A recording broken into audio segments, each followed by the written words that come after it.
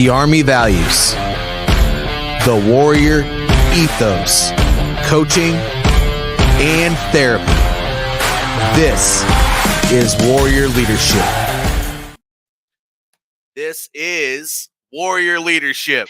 And I'm here today with DB, the therapist, and we're going to be talking about integrity. So the role of integrity, and, we're going to go into a little bit of a lot of things, leadership coaching, therapy, what integrity is to us, all that type of stuff. So, what do you think, DB? How you doing today? I'm doing good, man. How about yourself? Man, I'm doing great. Over in, I wouldn't say sunny, but I'm in West Virginia doing my thing with my buddy over here, doing some post flood cleanup. But living life, loving it, out in the mountains. So can't complain too much. That's right. That's That's right. right. Appreciate you showing up, man. That's key, man. We have to show up for each other, man. And that's, you know what? That's integrity. That's having that integrity, man, and just being and really, we talked about this before we got on. Sometimes we just look at and define integrity from the lens of doing the right thing when no one is watching, but it's doing the right thing by our core values and what we believe in. And that's like where, for me, um, being true to yourself and who you are. And I think that's so important, right? Yeah, Because you can do what's right, but who defines what's right? Is that right based on your values, or are you going against your values and beliefs? And if so, would that be having integrity? So I think that's a kind of nuance or a different way of looking at it and maybe challenging yourself. you're right. Because using the example of me being here, I mean, not only am I still doing my shows because I committed to those, but I traveled across the country to put in some hard labor, and some people might think, well, gosh, why would you interrupt what you're doing to go do something like that all the way away from your home? And that may be wrong to somebody else because they don't see the value in it, but to others they might think, wow, that's really, really honorable. And so you're right, integrity can be defined in many, many different ways, and integrity and ethics are based off of how you define them. Sometimes it's also defined on a set of professional ethics, and so doing the right thing is really that's it's multifaceted. You can't think of it. You can't just think of it one way. You have to think of it a bunch of different ways. Absolutely. And the professional, I love the professional element that you added into it, because, we do have code of ethics that help guide us. And especially for me as a social worker, and I know even as a coach, the same thing. And those principles and values, excuse me, are important, man. They're so crucial. I talk to a lot of people these days, and I think this conversation is timely, because when you talk about integrity, you can't talk about integrity in professional organizations without bringing in politics, right? And as much as we don't want to talk about politics, as much as we look, hey, as much as we don't want to talk about politics, we can't talk about this topic without bringing them up. And so I think it's interesting, because I'm watching the landscape as I kind of sit back and I see how different individuals are responding to what's going on in the world around them, the political atmosphere.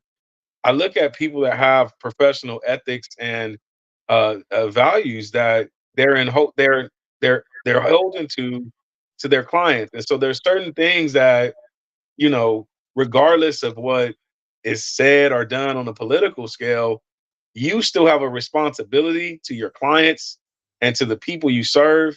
And so a lot of people, I'm finding, and this is over and over again, they're spending more time complaining. And I'm just going to call it out. I'm going to say it. They're complaining, and it's like, woe is me, all this and all that. Well, I'm going to say this, and this is another discussion that maybe we can have about ideologies. Well, no matter what ideology there is, somebody's not going to be happy when things change. And that's life. Like when things change, people are upset because of whatever reason, because they have a certain way of doing it or a certain way that they believe.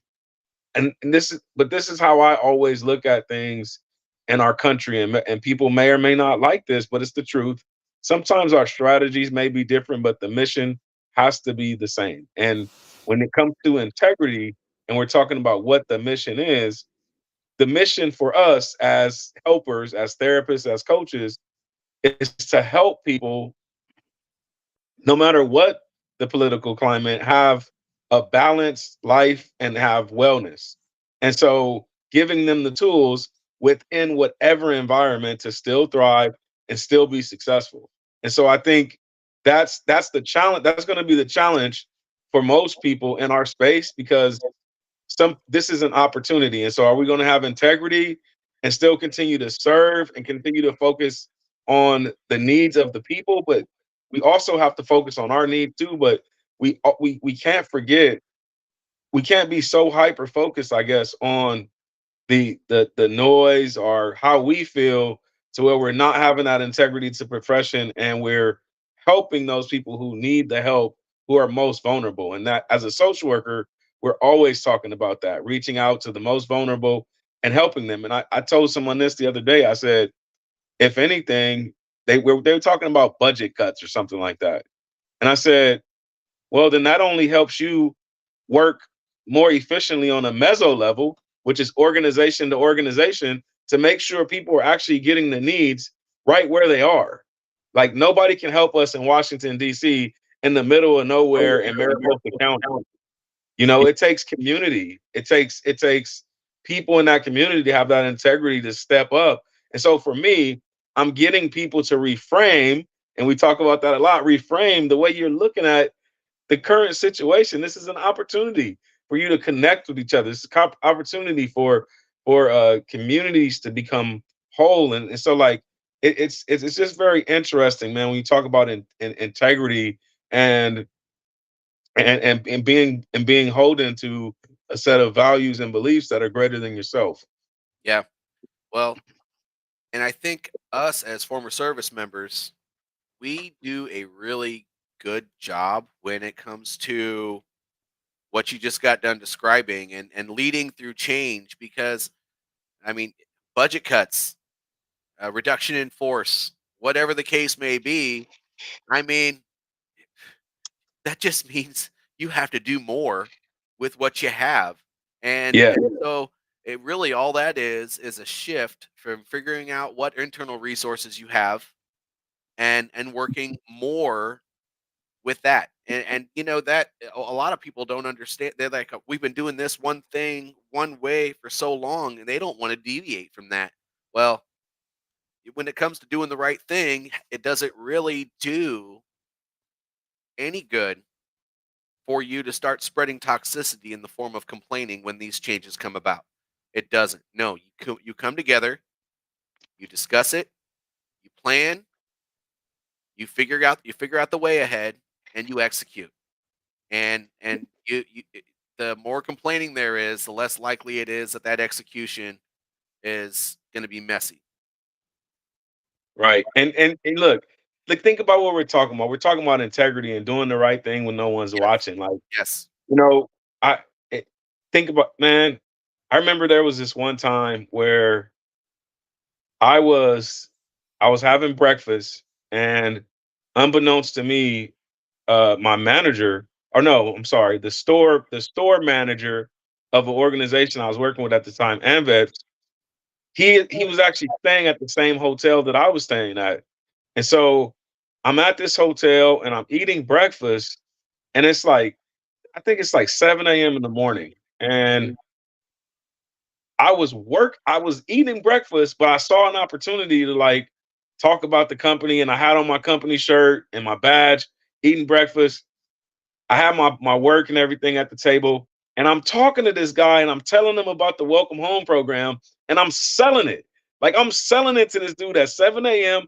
at breakfast. And I look over, and the guy Matthew is in there, and he looks, shakes his head. He's like, "Good job." Just like that. Because he's like, "I caught you doing the right thing when no one is watching me." And look, for me, it's so easy. And you just said it, coach, which is, look, if you focus on the work and you do your job and you continue to work hard, you won't have time to complain. And No. that's the integrity. That's what the integrity piece is all about. Like, it's about getting after it, grinding, doing your job. That's what you're supposed to do. And you don't have time for it. Like, and that I'm telling you, man, I'm gonna get on my soapbox a little bit here. That's the one thing that the hardest transition for me, leaving the military and then working for the federal government. You might think it's the same, but one of the greatest challenges that I've faced, and this is just me being real and transparent. One of the greatest challenges I face is that in the military, we can't say we don't have enough resources. We don't We have time. can, but doesn't do We any good. It doesn't do any good. So, like, I worked in the supply section. And I'm gonna tell the story. I worked in the supply section, and I'm pretty sure you could tell stories just like this. I was downrange in the sandbox. I ordered equipment, and the first time I remember this, like it was yesterday, ordered equipment, and the equipment was on back order and it didn't come in. Guess what? My unit needed that equipment. Yeah. And if it wasn't for a gentleman named Chief Sarton, so shout out to all my chiefs, right? Shout out to all my chiefs. Hey, you're s- Chief you're Sarton, singing to me, brother. I got you. Chief Sarton taught me a skill that I will have forever, and I will always be thankful for him. As a young soldier, you know, 19 years old in the middle of a combat zone, and this man said, "You have to learn the art of the barter, son. You have to learn how to barter." And so, people may not know this about this reality, but like in those moments, talking about integrity and doing the right things when no one's watching, it was finding what other people needed because they had something that I needed and my unit needed, and I needed to trade it. And Yeah. it taught me how to work under that kind of pressure. And so to adjust to this new world where it's like people can actually say we don't have enough staff, and so then that justifies why the program isn't off the ground. It's like, you know, for me that points to integrity, because the thing that you should be doing when no one is watching, you should be finding out ways to fix that problem with the resources you have. And I believe in that 100%, man. Yeah, that would And that so, that is the very definition of your job in that situation. Just complaining about it is wasting time. You're absolutely right. Well, but let's look at it from a bigger point of view, right? So that chief brought something to your mind, but it's more than that. So when you are a leader, there's always somebody watching. When you're in a leadership position, I should say, not a leader, because we can be a leader and not be in a leadership position. But when you're in a leadership position, people are always watching. You know, if you're that guy that normally makes things happen, but then in that moment where they needed you to be going out there and figuring out this problem, and this is, by the way, part of the role of integrity, you know, what example are you setting for that entire organization if you just give up, sit back, and say this is bullshit? You're not setting a good example at all. So the integrity part of this is that, you know what, I'm gonna sit back, I'm gonna think about this, and I'm gonna go to everybody in my section and see who knows who, and we're gonna figure out either how to get this equipment or make it work without it. right. And if you do that, if you are the one who goes above and beyond to figure things out, then guess what other people are gonna start doing, because they don't want to be that guy.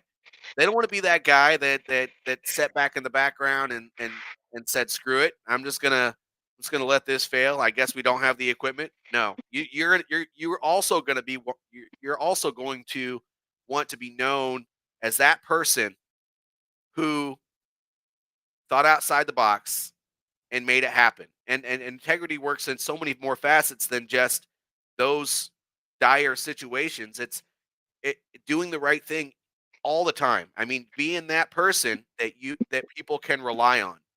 And, Yes, and sir.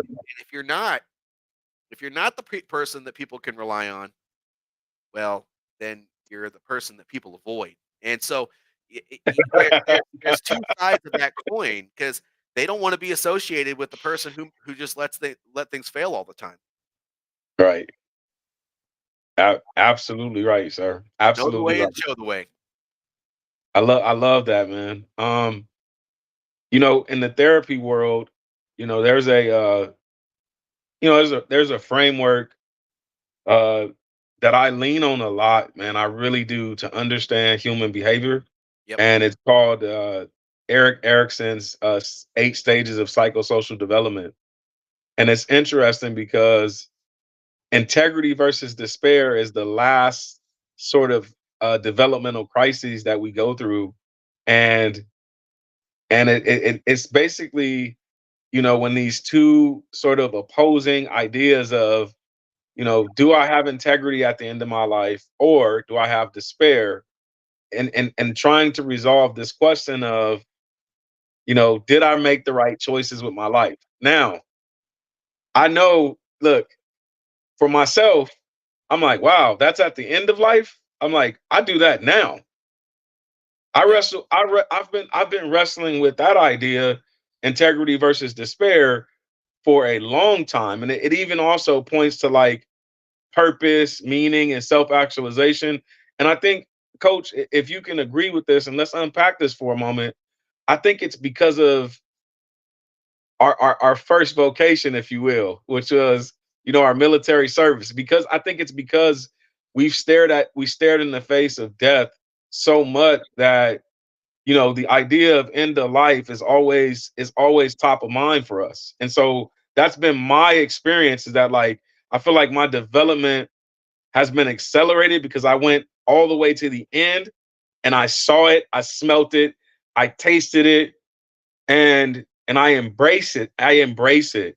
And there's a man that actually said this in a movie called Tuesdays with Maury. He said, when you learn to die, you learn to live. Oh, absolutely.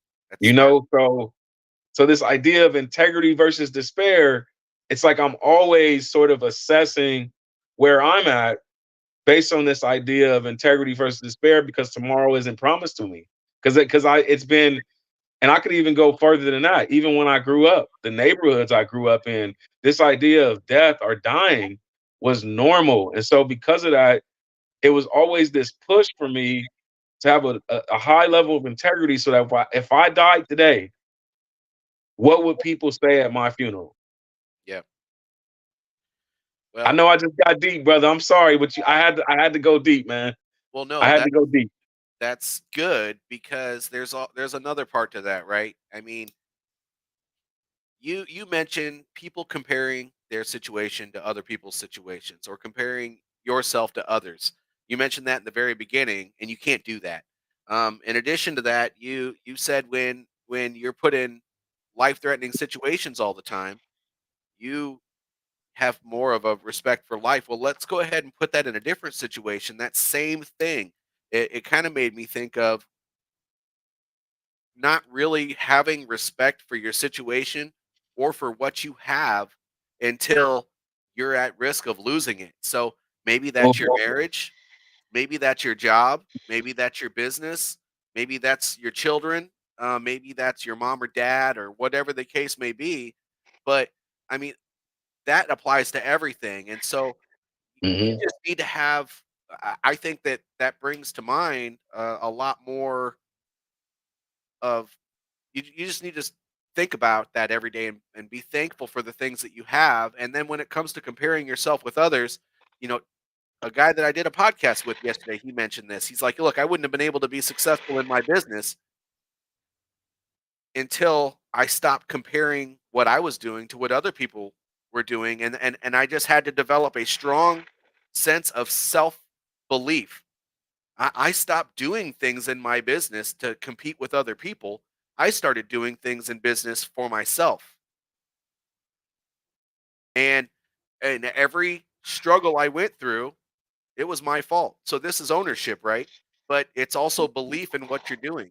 You don't compare because guess what? What worked for Joe Snuffy across the street is not going to work for you. And so believing in yourself and only comparing your situation to your situation and then being thankful for all the things that you have and remembering those things, and knowing that they can all go away, it's all kind of a big circle. And so I'm glad you asked to unpack that because it life and death, sure, but life and life. Absolutely. You gotta be Yeah, respectful for you gotta really truly respect and appreciate what you have because and anything can go away. that's it. I love it. So I It's talk like, a lot, but I try to bring it back in the end. no, you good. Hey, I threw the alley oop to you, man, and you dunked it, man. That's good. You closed the. I love how you closed the loop on that. Absolutely, life and life, man. Life and life, and then the word of God speaks to this, man. Life and death are in the power of the tongue, and even when people talk about the law of attraction, right? You Yeah, say what you have, and so like we talk about this a lot. I know we both believe in this that idea and that concept, and doing things in business for yourself. You're not in competition with anybody. no, I posted what to some might seem like a subliminal message on my social media page, and it was about gatekeepers. It's like you can't stop me from getting through the get you can't stop me from getting into the building. Look, when I come into a city that I was supposed to be in because I have a certain skill set, it's like a Swiss Army knife, right? There's different facets on this knife, and every single facet of it has a different function. And so at the end of the day, why is the Phillips screwdriver trying to be a flathead? Why is the bottle opener trying to be, the corkscrew? So like as human beings, we have to start. We spend too much time, and we could even talk about that in this space that we're in. You talking, and that was the first point we brought up about integrity, really being true to yourself. But how does a person be true to themselves if they don't know who they are? you're right, and that truly changes the definition of the right thing. Yes, And so it does. It all does. of that to say that if we're doing the right thing even when nobody is watching, I mean, what the hell is that? What is the right thing? That what the right thing is for you is not going to be the right thing for somebody else, and stop comparing yourself to other people. And when we talk about therapy, right? You know, I'm no therapist. I'm no occupational therapist, social whatever. You do all those things. I'll leave that to you. But that when it comes to that, you'll be in a better mental space when you stop worrying what the hell other people are doing. You need to start focusing on yourself and being in your moment, not somebody else's. Oh man, be in your moment. Hey, that's worth hashtagging. Seriously, man. And that example I gave, like if you focusing so much on other people, integrity forces you to go inside of yourself. So if you're focusing on others, you can't go inside of yourself and have the integrity that's necessary. So we're really trying to challenge folks to go on a journey inside of themselves, whether Yeah, it's coaching or therapy. The whole point is that get out of your own head and have the courage to go engage in a conversation in a safe environment, so that way we can help you shine light on what's going on the inside of you, because all of the answers and the victory lies inside of you. yep, Nothing that's going to be great in your life is going to happen outside of you first. It yep, starts on the inside. And so this discussion is really about getting people to say, hey, hell is breaking off hell is breaking out around me. War is breaking out. Famine is starting to show up. Price of eggs is where I'm going with that, right? Everybody wants to talk about eggs, coach. hey And man, I'm I think I had to get a loan out for those last week. I'm not really sure. look, hey man, look, real talk though. I'm not making light of suffering, but this is the thing. This is about our podcast is about warrior leadership at the end of Warrior the day, leadership. right? Yep, So we're not here to coddle or to try to say, "Oh, we're not here for a pity party or any of that." If you want to win at life, you have to go inside of yourself to be able to get to that next level. And so for me, that example I was bringing up earlier, I used to be the person that focused on the gatekeepers all the time.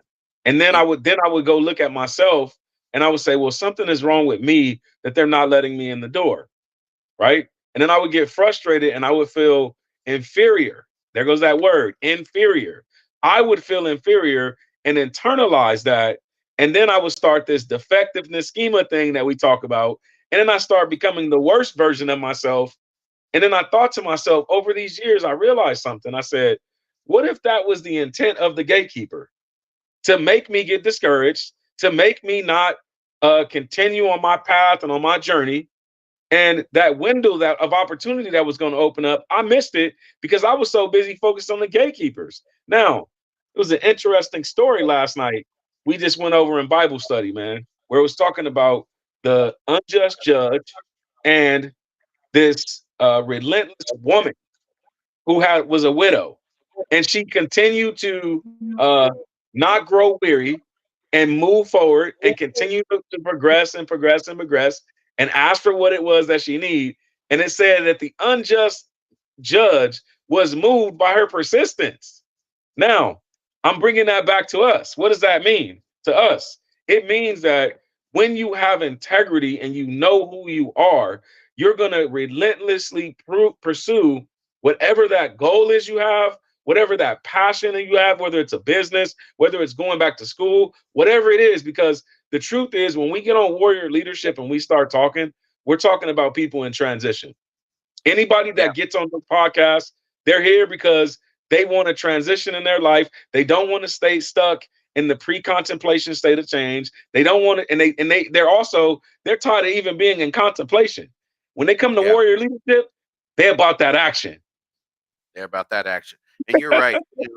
I was just getting ready to allude to that. Knowing the right thing is not enough.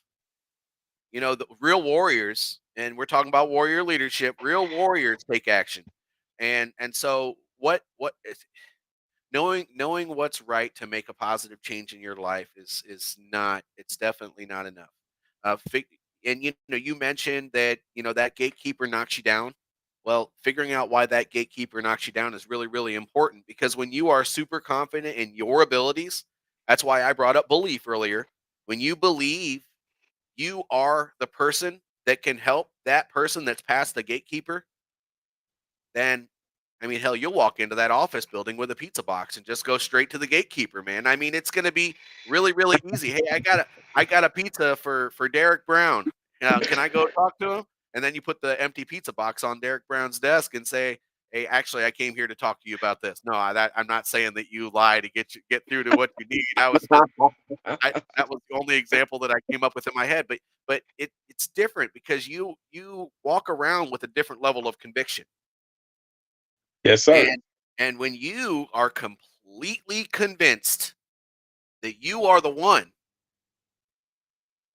then what choice does the person that you're talking to have but to believe that you are the one? I was talking to somebody about a year ago about my leadership stuff in my business. I don't really do too many plugs in my business on Warrior Leadership or my other podcasts, just because we're here to help people solve problems. This is actionable guidance for people to take in their day-to-day lives to be warrior leaders. In my leadership live, it's actionable guidance for people to take to become better leaders.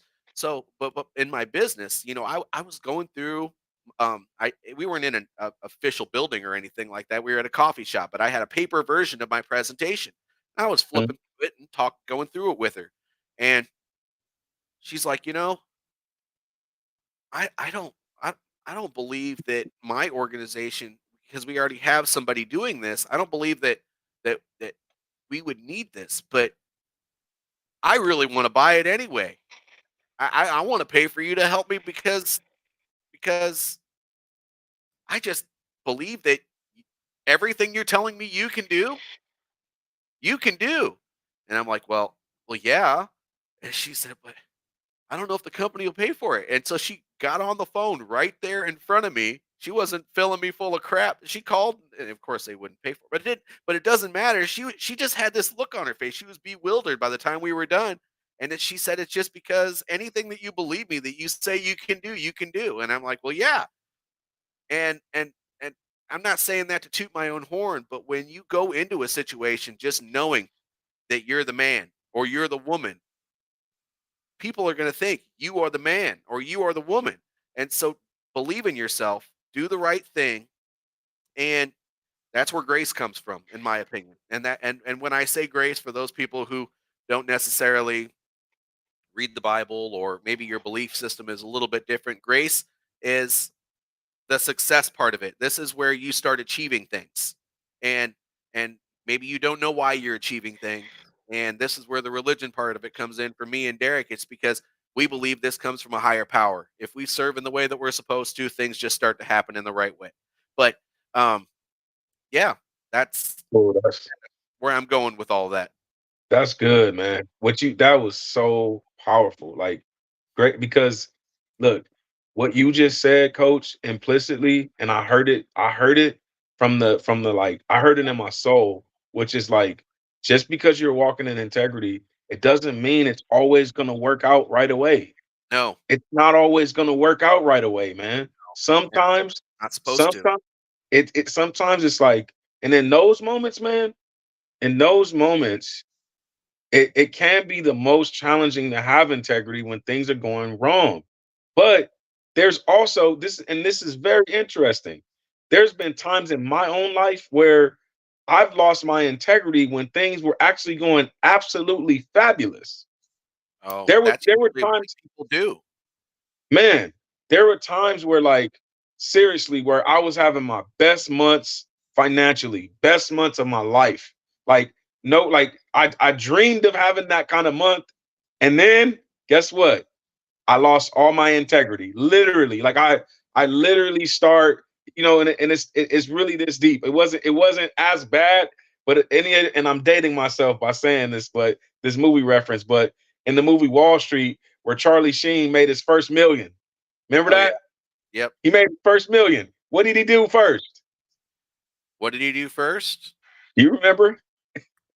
Oh gosh, I don't He really had a remember. mountain. He I had keep a thinking of Wolf of Wall Street, where when he started making that money, he started doing things more and more dishonestly, and I there think you it was go. a similar reference, and There you go. he started throwing parties for his employees and bringing cocaine and everything else in there, and I and I was just thinking to myself while I was watching that movie, great, he made money, but who's he swindling?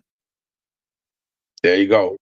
And That's and you're right, that's that's it. usually when the enemy gets you. So you can do the right thing for so long, and then all of a sudden all these opportunities start coming your way.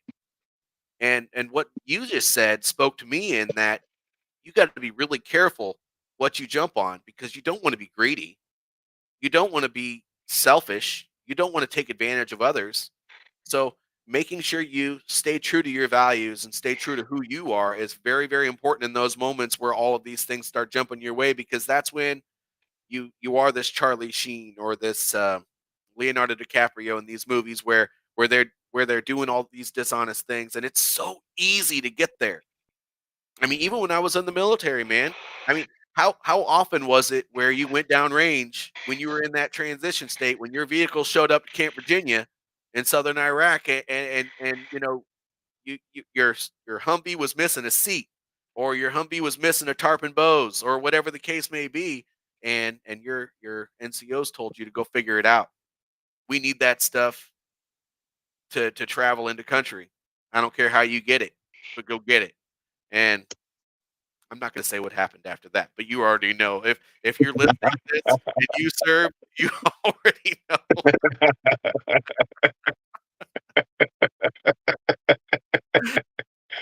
Anyway, We'll, we'll just leave it right there. this is all this is all hypothetical, by the way.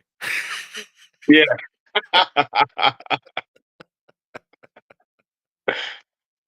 The Humvees got fixed. So, but that's exactly when that's when the enemy's going to get you, and you got to be really careful. You need to stay true to who you are and stay true to your values, That's and it. that's really what integrity is. Yes, sir. But yeah, we're about almost 5 minutes over here. So, do you have anything to share with the audience, DB? Mm,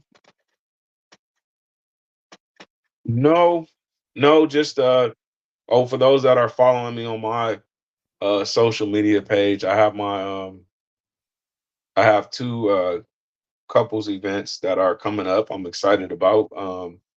The one is the escape room, and we're focusing on, really building intimacy over the next couple months. That's one event for those that are in the Central Valley of California, and then also uh, we're having a karaoke night. Man, I'm excited about that too. Just getting couples out. I've been consistently hosting these community events for couples since November of last year, and we're excited about it and continuing to do that. Everything isn't always about every event isn't always about money. Sometimes it's about relationship. And Yep. so it's important for me as a business owner to really meet that need for my community. I just saw that over and over again. I saw that couples were showing up for couples counseling. They weren't going on date nights, and so it was like a two for one for me. I ended up going on a date night with my wife, and then she said, "Hey, maybe one of these date nights we can invite some other people." And so I just started inviting the community with us to hang out so they can actually connect. Because I think it's important for them to see that I'm a human, Yep. right? I'm a therapist, but I'm a human first. And Yep. so I need to show my community that I'm a human, so that way they can normalize this and they can see, and I can model relationship for them when we go out, and we go through the same things as other people. And so that's something I'm really excited about, man, that I'm doing in my local community. And yeah, man, that's what's happening with me right now. Okay. Well, I can tell you that I've been a part of some group programs. We had a call that I used to do with Derek, and I can tell you that with the way he leads a program, it's worthwhile for you to show up because you're definitely gonna get what you need out of it. And sometimes that need is just community. Sometimes it's actually what the program is covering. It doesn't really matter what it is, but I think finding a community and joining people like Derek on these types of programs, it's always worthwhile.